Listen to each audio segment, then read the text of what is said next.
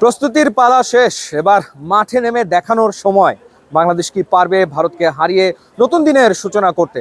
প্রস্তুতি পর্বটা ভালো হয়েছে, খারাপ হয়নি। সৌদি আরবের তাইফে বাংলাদেশ লম্বা সময় একটা কন্ডিশনিং ক্যাম্প করেছে এবং হামজা চৌধুরী দলের সাথে যোগ দিয়েছেন এবং তিনি মোটামুটি 4টা সেশনে দলের সাথে মিলেমিশে একাকার হয়ে যেতে পেরেছেন। এখন দেখার ব্যাপার যে তার প্রভাবটা মাঠে আসলে কি পড়ে এবং হাভিয়ার কাব্রেরা তিনি আসলে ঠিক কি একাদশ নিয়ে ভারতের মোকাবেলা করেন এবং কোন ফরমেশনে তিনি আসলে দলকে খেলান।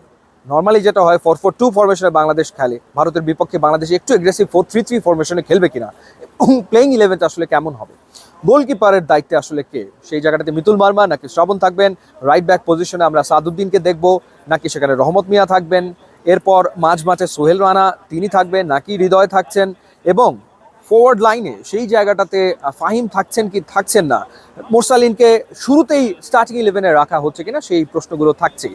তো মোটামুটি যতটুকু ধারণা পাওয়া যায় যে গোলবারের নিচে দায়িত্বে থাকছেন মিতুল মার্মা এবং বাংলাদেশের যে 4 ডিফেন্ডার সেই জায়গাটাতে সেন্টার ব্যাক হিসেবে তপু বর্মন তো থাকছেন, তপু বর্মনের পাশে তারেক কাজী থাকছেন, বাংলাদেশের 2 সেন্টার ব্যাক, এবং ডান দিকটাতে অর্থাৎ রাইট ব্যাক হিসেবে সাদুদ্দিনের খেলার সম্ভাবনাই আসলে প্রবল, এবং লেফট ব্যাক যে পজিশনটা সেখানে ঈসা ফয়সাল তিনি থাকছেন।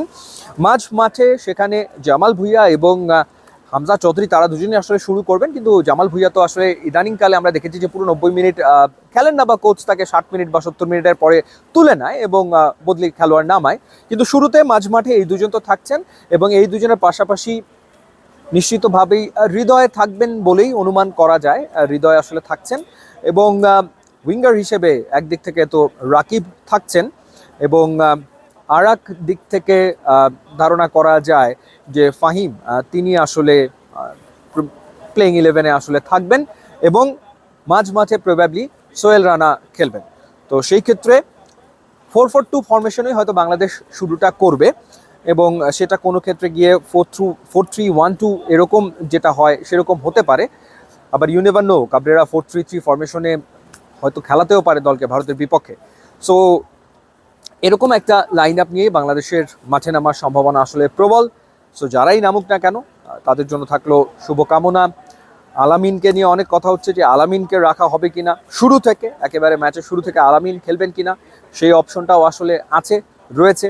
সো কোচ সেই সিদ্ধান্তটা নেবেন এবং আমাদেরকে আসলে অপেক্ষা তো করতেই হচ্ছে। বাংলাদেশ দলের জন্য থাকলো অনেক শুভকামনা এবং ইউটিউব ইনস্টাগ্রাম লিঙ্ক আছে, যোগ দিলে খুবই খুশি হবো। Thanks for watching.